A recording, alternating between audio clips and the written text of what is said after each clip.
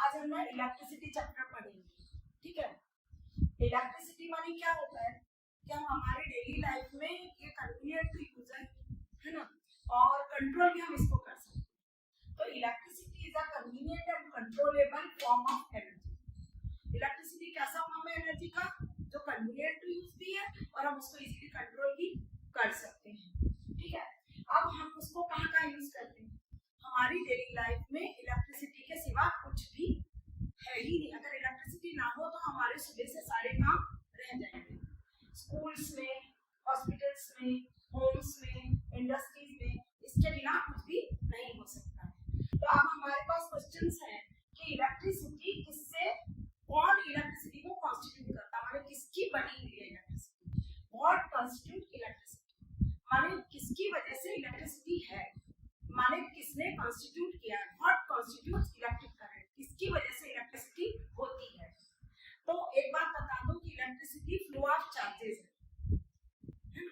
अब आगे how does it flow through the circuit, अब कैसे ये सर्किट में से फ्लो होती है तो बाद में अभी मैं आगे बताऊंगी कि सर्किट क्या होता है, मगर पहले मैं ये बता रही हूँ कि व्हाट कॉन्स्टिट्यूट इलेक्ट्रिसिटी। तो देखो कोई मेटालिक वायर है तो वो गुड कंडक्टर होता है इलेक्ट्रिसिटी, और तुम लोग सभी जानते हो कि मेटल में इलेक्ट्रॉन्स होते हैं। तो जब इलेक्ट्रॉन्स फ्लो होते हैं तो करंट फ्लो होता है, माने electricity is the flow of charge. और किसी भी मेटालिक वायर में चार्ज का फ्लो होना माने इलेक्ट्रॉन का फ्लो होना है, ठीक।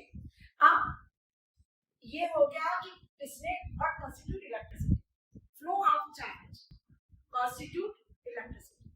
मगर पहले क्या था कि इलेक्ट्रॉन डिस्कवर नहीं हुए थे, उसके पहले ही इलेक्ट्रिसिटी डिस्कवर हो गई थी।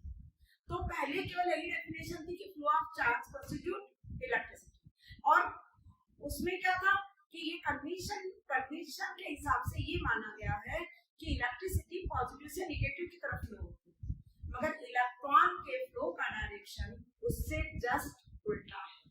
इलेक्ट्रॉन हमेशा नेगेटिव से पॉजिटिव की तरफ फ्लो होता है। तो what is the difference between the direction of flow of electrons and direction of flow of current? The direction of flow of electron is just opposite to the direction of flow of current. Electrons flow from negative to positive in a circuit and the current flows from positive to negative in a circuit. अब हमें ये समझना है कि circuit क्या होता है, और उसके सिवा हमें ये समझना है कि जो इलेक्ट्रिसिटी है जो कि कंट्रोलेबल है और कन्वीनियंट टू यूज है, तो इसको, इसमें जो करंट होता है उसको कैसे रेगुलेट कर सकते हैं।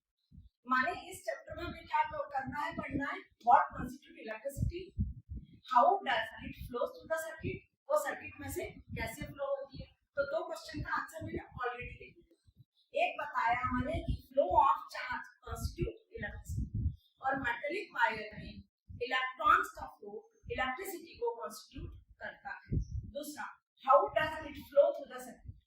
अब तीसरा, how does it flow when electrons flow the it flows through the circuit. तीसरा, द फैक्टर्स दैट कंट्रोल और रेगुलेट द करंट, ये भी हमें पढ़ना है।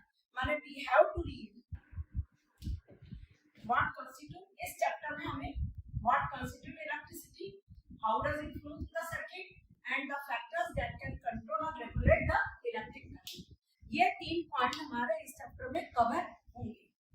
अब आपको ये समझना है कि किस तरीके, व्हाट इज स्विच। आप लोग जैसे टॉर्च है तो टॉर्च में एक स्विच होता है, हम उसको ऑन करते हैं तो बल्ब ग्लो होता है, जब ऑफ करते हैं तो बल्ब ऑफ हो जाता है, माने स्विच। तो उसमें एक स्विच होता है, ऑन ऑफ स्विच। तो ये स्विच क्या है, हम हमारे पास जो टॉर्च होती है उसमें सेल होती है, 1 2 3, कभी कभी एक सेल, कभी 2 सेल, 3 सेल की भी टॉर्च होती है। तो 2 या 3 सेल जब आपस में एक साथ लगा दी जाती है तो कॉम्बिनेशन ऑफ सेल को हम बैटरी कहते हैं, ठीक है।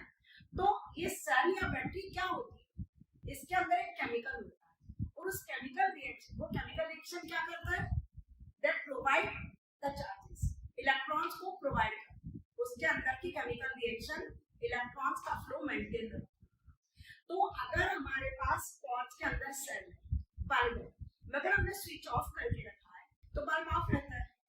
हम स्विच ऑन करते हैं बल्ब ग्लो करता है। तो ऑन ऑफ स्विच है, तो स्विच क्या है, एक लिंक है जो कि डिवाइस माने बल्ब को सोर्स से जोड़ती है। सोर्स क्या है, बैटरी या सेल।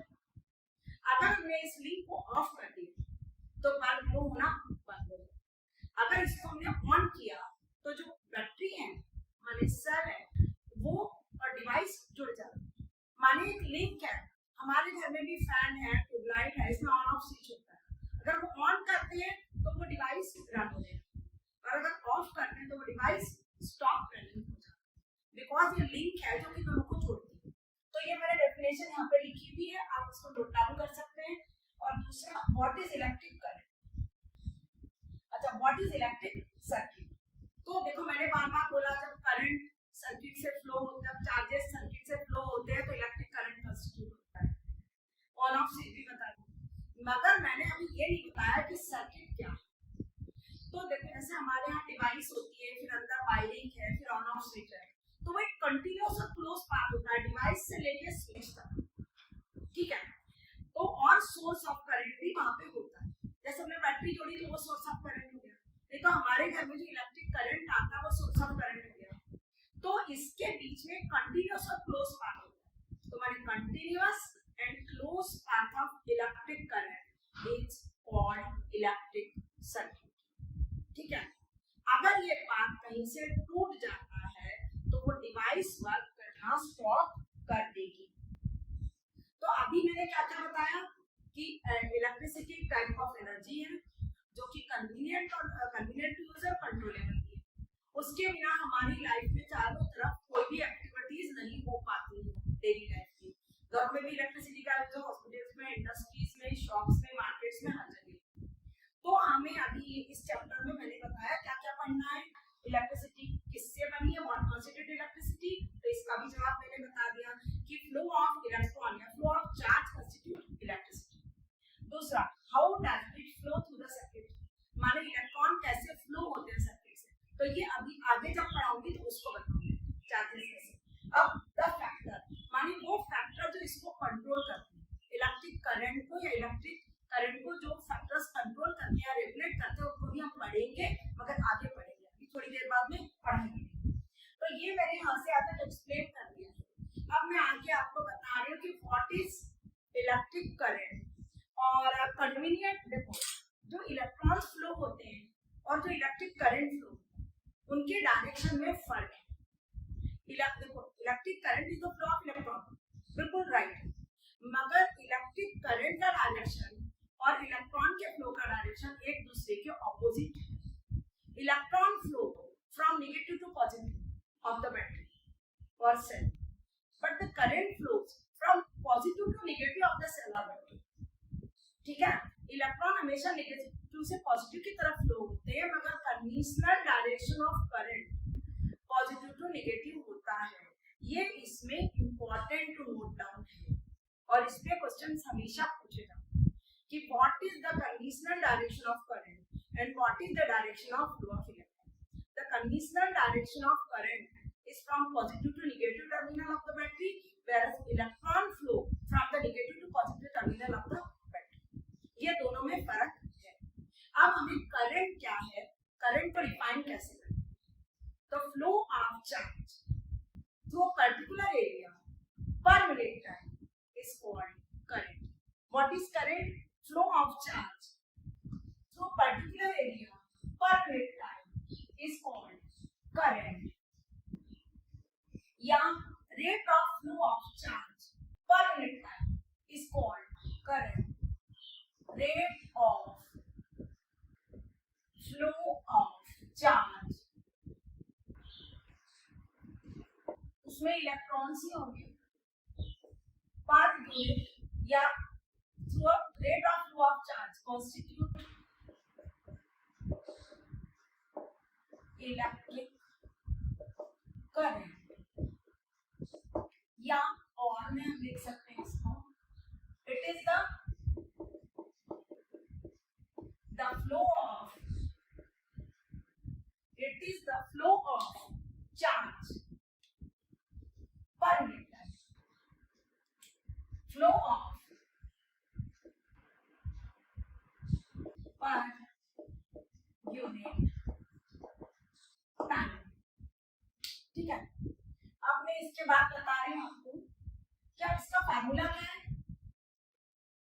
देखो चार्ज और करंट में फर्क है। ठीक है, चार्ज पॉजिटिव नेगेटिव होते हैं। ठीक है, करंट जब नेगेटिव चार्ज किस में होता है, इलेक्ट्रॉन्स। जब इलेक्ट्रॉन फ्लो होते हैं तो करंट फ्लो होता है। देखो electrons constitute flow of electron constitute electric current.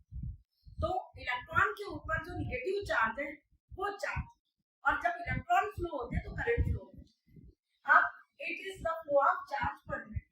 What is current? तो करंट क्या है? It is the rate of flow of charge constitute electric current, or it is the flow of electric charge per unit current। अब इसका formula बता रही हूँ। Since I is equal to Q upon T। अब I क्या है? I current, Q क्या है? चार्ज, और T क्या है? टाइम। अब सबके असाइनमेंट फिर हम किस तरीके से डिफाइन कर रहे हैं वो सबको, और फिर मैं और एक तरीके के असाइनमेंट भी सबके बता रही हूँ। सबसे पहले करंट के असाइनमेंट, एम्पीयर। चार्ज के assignment,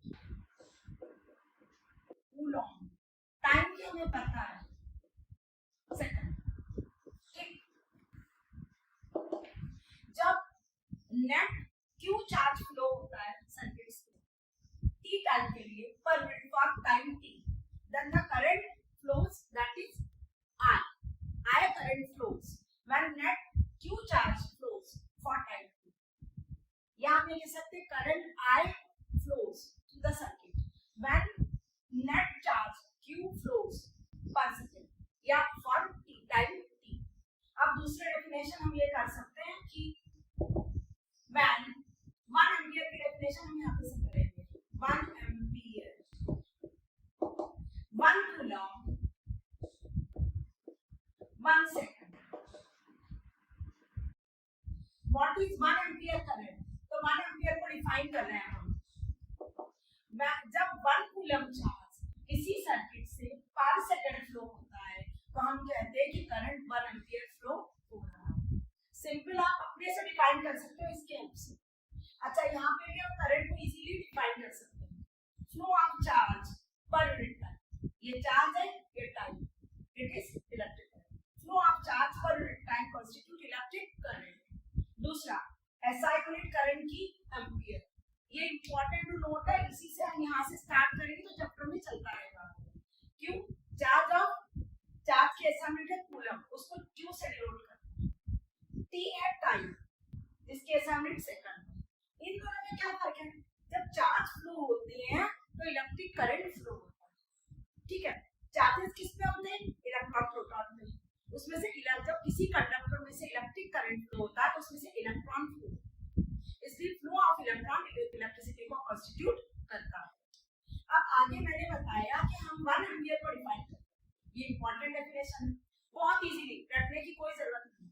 when 1 coulomb charge flows through the circuit per second, then the current is 1 ampere।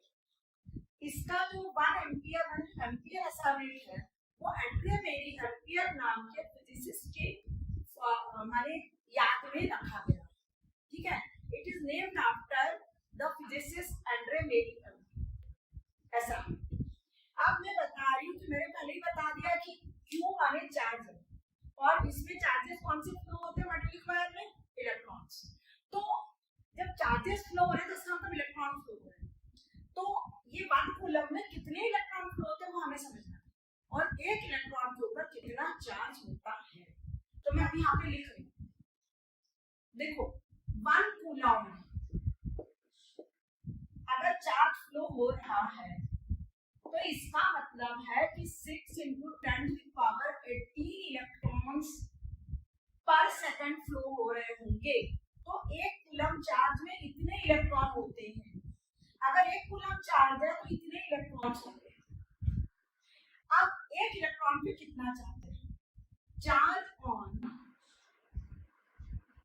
one electron is equal to 1.6 into 10 to the power minus 19 coulomb charge. एक electron के ऊपर इतना charge होता है, ठीक है, और एक कूलम में इतने इलेक्ट्रॉन्स होते हैं। अच्छा, ये याद करना ही है, मगर अगर हमें ये पता है कि हम ये कैसे कैलकुलेट करें, इसी चैप्टर में क्वेश्चन है कि आप कैलकुलेट करो कि एक कूलम में कितने इलेक्ट्रॉन होते हैं और एक इलेक्ट्रॉन पे कितना चार्ज होता है, तो वो हम अभी कैलकुलेट करके बताएंगे। पहले में जो SI यूनिट है एम्पियर, उसकी छोटी यूनिट से रिलेशनशिप बता रही हूँ। ये मैंने आपको 2 पॉइंट इंपॉर्टेंट नोट करवाए हैं। एक है 1 कूलम चार्ज में कितने इलेक्ट्रॉन्स होते हैं और एक इलेक्ट्रॉन पे कितना चार्ज होता है। अब मैं बता रही हूँ SI यूनिट है 1 एम्पियर, ठीक है ना, इसमें कितने मिली एम्पियर होंगे। SI यूनिट क्या है? 1 एम्पियर। SI unit of current is ampere. 1 ampere is equal to 1000 milli ampere, क्योंकि मिली एम्पियर छोटी यूनिट है, या 1 ampere is equal to 10 to the power 3 milli ampere. आपके बुक में इसको ऐसे लिखा है, और 1 milli ampere is equal to 10 to the power minus 3 ampere. तो इसको जब मैं नीचे आ जाएगा मिली एम्पियर कैलकुलेट करेंगे तो 10 पावर माइनस 3 हो जाएगा। अब एक और यूनिट है, 1 ampere is equal to 10 to the power इतने माइक्रो एम्पियर होता है, ठीक है, माइक्रो एम्पियर, या 10 to the power 6 micro ampere 1 ampere, या हम लिख सकते हैं और 1 micro ampere is equal to 10 to power minus 6 ampere. तो इसमें से SI यूनिट कौन सी है? एम्पियर। तो आप ये क्यों सीख रहे हैं? यूनिट आते हैं बीच में, जो कि किसी और यूनिट में न्यूमेरिकल में दिया होता है तो हमें कन्वर्ट करना है। तो एक बात ध्यान रखो, अगर मिली एम्पियर में दिया है और you have to convert it into ampere, because ampere is the SI unit. अगर आपको माइक्रो एम्पियर में दिया है तो you have to convert it into ampere, because ampere is the SI unit. तो SI यूनिट में हम कैसे कन्वर्ट करेंगे, तो इसके लिए हम ये सीख रहे हैं। अगर आपको मान लो किसी ने दे दिया कि ये है 600 मिली एम्पियर और आपको कन्वर्ट करना है इसको एम्पियर में, तो हम कैसे करें? मिली एम्पियर को एम्पियर में कन्वर्ट करना बहुत इजी है। उसको 1000 से डिवाइड कर दो, it will get convert into ampere, क्योंकि मिली जहां लगा है ना वहां पे 1/1000 से डिवाइड होता है तो वो मिली यूनिट में कन्वर्ट हो जाता है। जैसे मिली मीटर है, मीटर में कन्वर्ट करना है 1000 से डिवाइड करो। मिली सेकंड है, उसको सेकंड में कन्वर्ट करना है 1000 से डिवाइड करो। यहाँ पर आपको मिली एम्पियर को एम्पियर में कन्वर्ट करना है तो 1000 से डिवाइड करो। इट इज ये कैलकुलेशन सिखाने के लिए ये सब दिए हैं। अब आपको आगे आता है कि इसमें एक टिपिकल इलेक्ट्रिक सर्किट में क्या क्या होता है, तो वो बता रही। इलेक्ट्रिक सर्किट तो मैंने बता ही दिया कि close and continuous path of electric current is electric circuit. तो इलेक्ट्रिक सर्किट में क्या क्या होता है, एक डिवाइस होती है, बल्ब हो सकता है ये, ठीक है, ये कनेक्टिंग वायर होता है, ठीक, ये सोर्स ऑफ करंट या बैटरी होती है, और ऑन ऑफ स्विच होता है।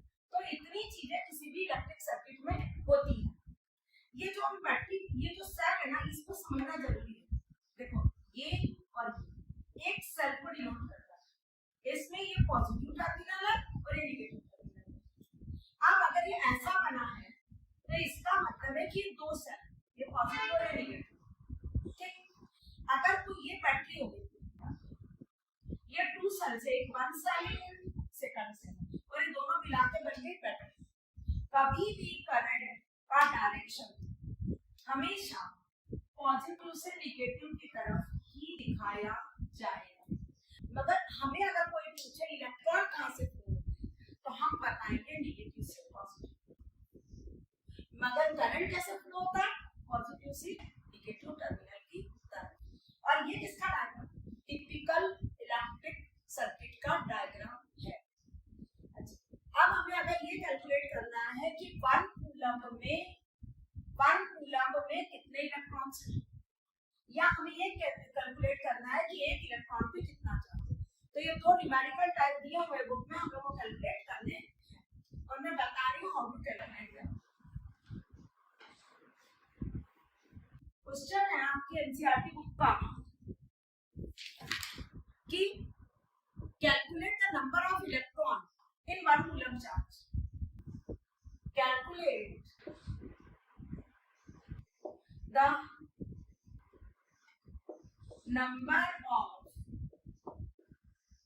electrons in 1 coulomb of charge।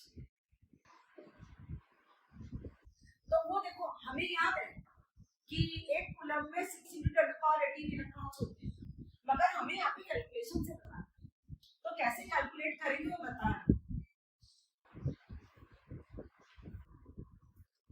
हमें ये पता है कि एक इलेक्ट्रॉन पे कितना चार्ज, तो क्या है चार्ज ऑन 1 इलेक्ट्रॉन।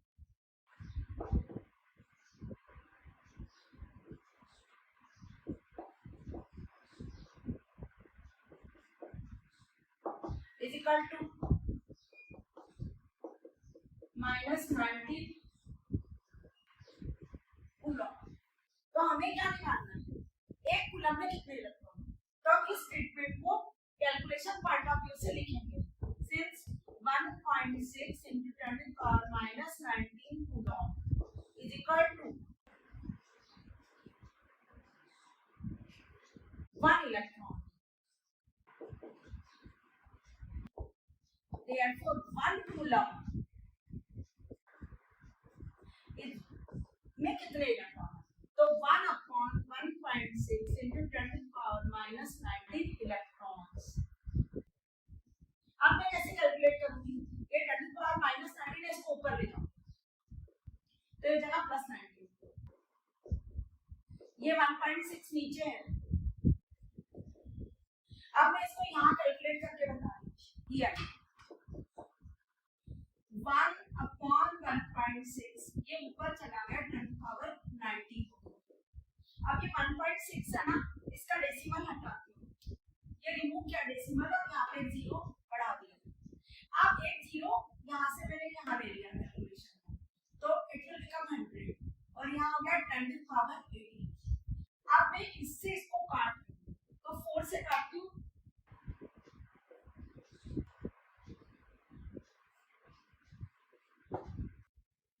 अब इससे डिवाइड करेंगे तो 6.25 into 10⁻18 इलेक्ट्रॉन्स, ये आंसर आएगा। तो इसका मीनिंग ये है कि एक कूलम्ब चार्ज में इतने इलेक्ट्रॉन्स होते हैं। 6.25 into 10⁻18 इलेक्ट्रॉन्स का कैलकुलेशन आएगा। और याद करने के लिए मैं केवल इतना याद करते हैं कि 6 into 10⁻18 इलेक्ट्रॉन्स, मगर कैलकुलेशन में ये आएगा। हमें कैलकुलेट करके बताना है, इसलिए मैंने कैलकुलेट करके बताया। अब मैं आपको ये बता रही हूँ कि देखो एक तो ये कैलकुलेट कर दिया कि number of electron in 1 coulomb charge. अब मैं कैलकुलेट कर रही हूँ कि एक इलेक्ट्रॉन पे कितना चार्ज होता है। Calculate the charge on 1 electron, calculate the charge on 1 electron. तो मैं कैसे कैलकुलेट करूँ वो बता रही हूँ, ये भी न्यूमेरिकल पॉइंट ऑफ व्यू से इंपॉर्टेंट है आगे के लिए।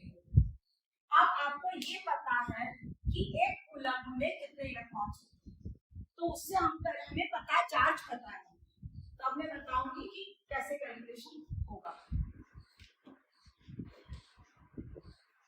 देखो 1 coulomb is equal to 6.25 into 10⁻18 electrons हम जानते हैं। तो इसका मतलब इतने इलेक्ट्रॉन में एक कूलम्ब चार्ज होता है। हम इसको यूज करेंगे, सिंस 6 into इसको 2.25 हम छोड़ भी सकते हैं और ले भी सकते हैं। 6 into 10⁻18 electrons equal to 1 coulomb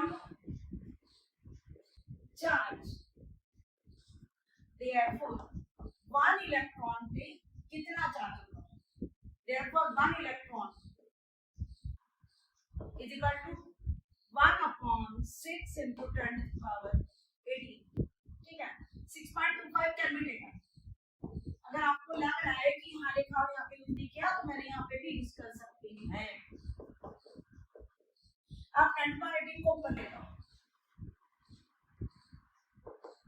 ये जगह 10 to the power -18 6.25। अब दोबारा यहाँ पे कैलकुलेट करेंगे, अगर कैलकुलेशन निकाली जाए। देखो इसको कैलकुलेट करने जा रही हूँ, ये 10 to the power -18 है, ये 1 है, यहाँ पे है 6.25, तो ये 0.25 का पॉइंट निकालूंगी मैं यहाँ और 2 जीरो लगाऊंगी। ठीक है, अब अगर मैं इसको इससे काटती हूँ ना, तो ये 25 से कट जाएगा, और अगर मैं इसको इससे डिवाइड करती हूँ, तो पहले ये 0.16 into 10 की पावर -18 कूलम आएगा आंसर। मगर हमको स्टैंडर्ड फॉर्म में लिखना होता है, तो ये जो डेसिमल है इधर आ जाएगा, और अगर हम इस डेसिमल को पीछे लाएंगे ऐसे, तो इट विल बिकम 1.6। और जैसे में पीछे लाना है, इसका मतलब है कि ये जो डेसिमल जब पीछे लाता है तो इसकी पावर बढ़ेगी, तो it will become 10 to the power -19। तो ये क्लियर है कि ये कैलकुलेट कर दिया हम लोग। क्या कैलकुलेट किया कि एक इलेक्ट्रॉन पे कितना चार्ज होता है और एक कूलम में कितने इलेक्ट्रॉन होते हैं। एक कूलम में इतने इलेक्ट्रॉन होते हैं और एक इलेक्ट्रॉन पे कितना चार्ज। तो हमने ये पढ़ा। इसके पहले हमने ये भी पढ़े कि ऐसा यूनिट ऑफ करंट क्या है, उसकी डेफिनेशन भी बताई, और करंट का डायरेक्शन, फ्लो ऑफ करंट क्या है, direction of flow of current is from positive to negative, ये कन्वेंशनल डायरेक्शन है। और इलेक्ट्रॉन कहां से कहां फ्लो होते हैं, इलेक्ट्रॉन हमेशा नेगेटिव टर्मिनल से बैठ के पॉजिटिव टर्मिनल की तरफ फ्लो होते हैं। और टिपिकल इलेक्ट्रिक सर्किट बता दिया, और कूलम में ऐसा यूनिट कूलम किसकी है, चार्ज की है, और करंट की ऐसा यूनिट एम्पियर है, वो कि सर 100 मिली एम्पियर के नाम पर उनके याद में रखी गई है। तो ये सब जो है वो 2 पेजेस हुए हैं। और उसके सिवा what is electric circuit means, इसकी डेफिनेशन भी मैंने बताई है, और define the unit of current वो भी मैंने बताया है, यहाँ पे लिखा है, इसको दोबारा बता दें। यूनिट ऑफ करंट क्या है, एम्पियर। तो 1 एम्पियर को डिफाइन करना है। When 1 coulomb charge flows per second through an electric circuit, then the current is 1 ampere। यहाँ से आप अपने मान से फार्मूले से बना सकते हो, I equal to Q upon D। जब 1 कूलम चार्ज पर सेकंड फ्लो होता है, तो करंट 1 एम्पियर का होता है। ठीक है, अब मैं पोटेंशियल डिफरेंस के बारे में थोड़ा सा बता दूँ, फिर हम बाकी अगले सेशन में पढ़ेंगे। तो पोटेंशियल डिफरेंस क्या होता है वो पढ़ना है।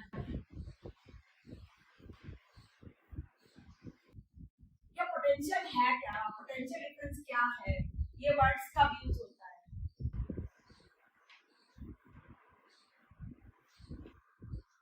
देखो, अगर एक इलेक्ट्रिक सर्किट होती है, उसमें उसके 2 एंड्स है इलेक्ट्रिक सर्किट, एक को ए मान लो, एक को बी मान लो।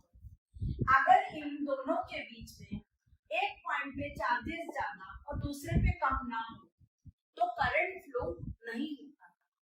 जैसे कि हमने 2 बकेट ली पानी की इस तरीके से, और इनकी एक जैसी हाइट है, मगर इसमें पानी ज्यादा है और दूसरी वाली बकेट में पानी कम है या नहीं। अगर हमने उनको एक पाइप से जोड़ दिया, तो इधर से पानी इधर आएगा जब तक कि दोनों का लेवल सेम ना हो जाए। तो ये जो है वो इसमें वाटर लेवल में डिफरेंस है, इधर ज्यादा पानी है इसलिए इधर से इधर आए। अगर हम ऐसी 2 बकेट कनेक्ट करें जिनमें कि पानी का लेवल एक जैसा है, तो पानी इधर से इधर या इधर से इधर फ्लो नहीं होगा। सेम ही इलेक्ट्रिसिटी के फ्लो में हम समझ सकते हैं। इलेक्ट्रिक करंट माने क्या होता है, फ्लो ऑफ चार्जेस माने फ्लो ऑफ इलेक्ट्रॉन। तो अगर 2 पॉइंट्स है इलेक्ट्रिक सर्किट में, एक पॉइंट पे अगर चार्जेस का प्रेशर ज्यादा और दूसरे पे कम होगा, तो ज्यादा से कम की तरफ इलेक्ट्रॉन्स फ्लो होते हैं। और अगर दोनों तरफ इलेक्ट्रिक प्रेशर या electron same there must be the difference in the pressure of charge between the 2 points. और इसी को हम इलेक्ट्रिक प्रेशर या पोटेंशियल डिफरेंस कहते हैं. किसी भी इलेक्ट्रिक सर्किट के 2 पॉइंट्स के बीच में अगर इलेक्ट्रिक प्रेशर का अंतर है, एक पॉइंट ज्यादा प्रेशर पे और दूसरा पॉइंट कम प्रेशर पे है, तो इलेक्ट्रॉन ज्यादा से कम की तरफ फ्लो होते रहते हैं. और अगर इलेक्ट्रिक प्रेशर दोनों पॉइंट पे सेम है तो करंट फ्लो नहीं होगा. अब इस इलेक्ट्रिक प्रेशर को मेंटेन करने के लिए हमें डिवाइसेस हम यूज करते हैं. जैसे बैटरी है, वो इलेक्ट्रिक प्रेशर को मेंटेन करती है. अब बैटरी के अंदर ऐसा क्या है, उसके अंदर केमिकल, और केमिकल रिएक्शन जो होती है वही हेल्प करती है इलेक्ट्रिक प्रेशर को मेंटेन करने. ठीक है. Chemical reaction inside the cell maintain the electric pressure between the 2 point. एक में उसमें पॉजिटिव लगा होता है सेल में और दूसरी साइड में नेगेटिव टर्मिनल होता है. तो पॉजिटिव से नेगेटिव की तरफ करंट फ्लो. पॉजिटिव वाला ज्यादा इलेक्ट्रिक प्रेशर पे होता है, नेगेटिव वाला कम इलेक्ट्रिक प्रेशर पे होता है, और पॉजिटिव से नेगेटिव की तरफ करंट फ्लो होता है. अब इसमें मैं बताने जा रही हूँ कि कैसे हम इसको डिफाइन करेंगे. देखो, what is potential difference? Potential difference between the 2 point can be defined. Work done to move. Potential difference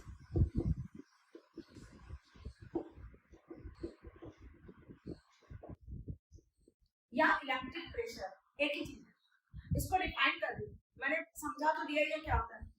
देखो, potential difference between the 2 point can be defined. Work done to move 1 coulomb of charge from one point to another point in electric field is the potential difference between the 2 points. What is potential difference?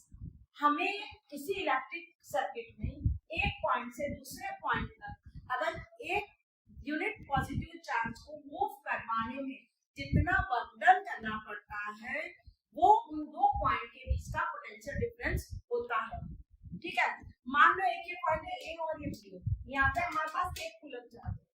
तो इस 1 coulomb charge को इस point से इस point तक ले आने में जो हम वर्क करेंगे, 1 कूलम चार्ज माने Q work. What is 1 work coulomb charge है यहाँ पे, इसको हम यहाँ से यहाँ तक लाने में वर्क करेंगे. तो वर्क माने W. ठीक है. कूलम माने Q, चार्ज. 1 कूलम चार्ज को इस पॉइंट से इस पॉइंट तक लाने में जो वर्क डन करना पड़ता है उसको बोलते हैं potential difference between the 2 point. अब इसको कैसे बताएंगे? 1 कूलम चार्ज को लाने के लिए एक पॉइंट से पर कूलम चार्ज, पर माने 1 कूलम, हर एक कूलम चार्ज को इधर से इधर लाने में जो वर्क डन करना पड़ता है वो इन 2 पॉइंट्स के बीच का potential difference. Work done to 1 coulomb of charge from one point to another point in an electric field is defined as potential difference between the 2 points. अब इसको मैं अभी ये बता रही हूँ कि ये पोटेंशियल डिफरेंस V से डिनोट होता है. इसकी ऐसा पोटेंशियल डिफरेंस की ऐसा यूनिट है, पोटेंशियल डिफरेंस की ऐसा यूनिट है वोल्ट. ये एक इटालियन फिजिसिस्ट एलेसैंड्रो वोल्टा के नेम के माने सोच के उसकी यादों में रखा गया है. उसके काम के बेस पे, वर्क के बेस पे उसको रखा गया है. एलेसैंड्रो वोल्टा ये इटालियन फिजिसिस्ट था. तो पोटेंशियल डिफरेंस को V से डिनोट करते हैं, मगर ऐसा यूनिट वोल्ट है, डिनोटेड बाय V. ऐसा यूनिट वोल्ट है. अब ये किसकी ऐसा यूनिट है? चार्ज की. ये क्या है? चार्ज. ये क्या है? चार्ज. चार्ज की ऐसा यूनिट क्या है? कूलम. ये क्या है? Work done. इसके ऐसा यूनिट क्या है? जूल्स. अब मैं डिफाइन कर रही हूँ 1 वोल्ट. देखो 1 वोल्ट को डिफाइन कर दी, इसको मैंने इसके ऐसा यूनिट लिख दी, इसकी लिख ली चार्ज की लिख ली 1 कूलम और इसकी लिख ली 1 जूल. अब मैं 1 वोल्ट कैसे डिफाइन करूंगी? बहुत easy. V is equal to W upon Q. W क्या है? Charge.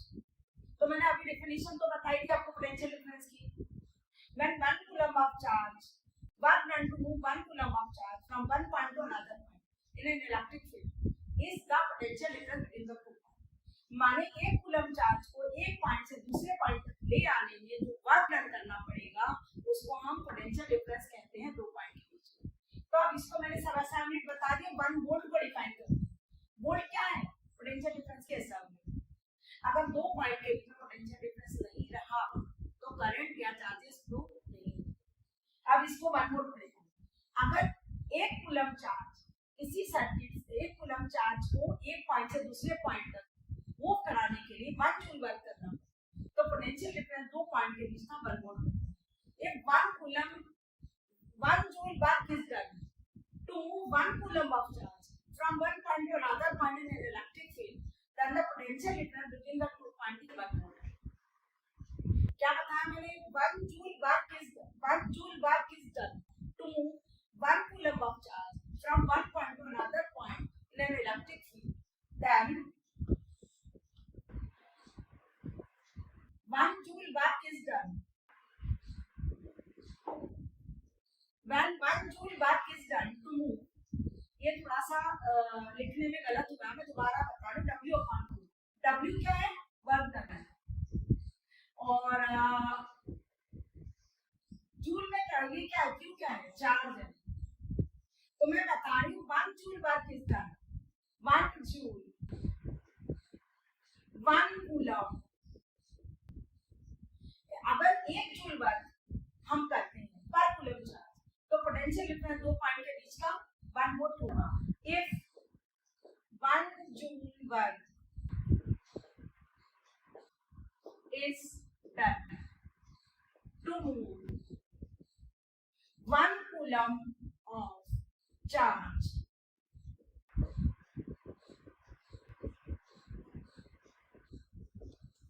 then between the 2 points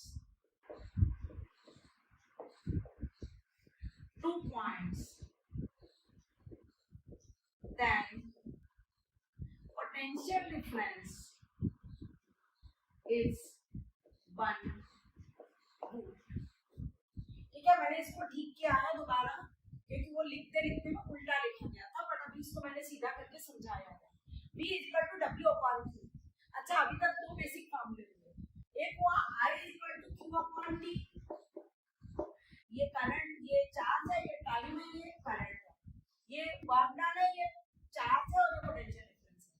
अब ये बता दूं कि चार्जेस जो होते हैं वो फ्लो ऑफ इलेक्ट्रॉन है, तो अगर जितने इलेक्ट्रॉन फ्लो होते हैं उतने चार्जेस होते हैं, तो जो Q है उसको N इनटू E कहते हैं। वहां पे N जो हमें नंबर ऑफ इलेक्ट्रॉन्स है और E क्या है? N नंबर है और E इलेक्ट्रॉन, तो N is the number of electrons and Q charge, माने अगर टोटल चार्ज फ्लो हो रहा है तो नंबर ऑफ इलेक्ट्रॉन्स के हिसाब से होगा, और T टाइम, और एक ये फार्मूला है।